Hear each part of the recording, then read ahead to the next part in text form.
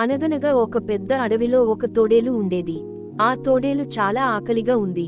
దొరికిన ఎముకలన్నీ ఒకేసారి గబగబా తినేస్తోంది. అంతలో ఒక ఎముక దాని గొంతులో ఇరుక్కుపోయింది.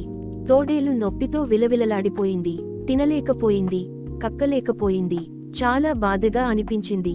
ఎవరో నాకు సహాయం చేస్తే బాగుండేది అని తోడేలు ఆలోచించింది. కొద్దిసేపటికి ఒక కొంగ స్టాక్ కనిపించింది.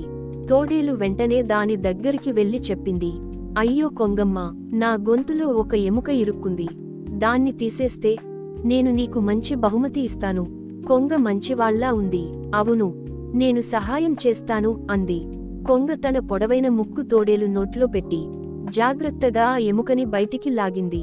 తోడేలు ఊపిరి పీల్చుకుంది. ఆహా, ఇప్పుడు నాకెంతో బాగుంది అని అనుకుంది.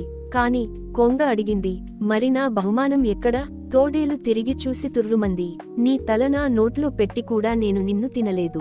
అదే నీ బహుమానం. కొంగ ఆశ్చర్యపోయింది, బాధపడింది. ఇలాంటి దుష్టులకి ఉపకారం చేసినా ప్రయోజనం ఉండదు అనుకుంది. అలా ఆ రోజు కొంగ ఒక మంచి పాఠం నేర్చుకుంది. నీతి: దుష్టులకి ఉపకారం చేసినా కృతజ్ఞత ఉండదు.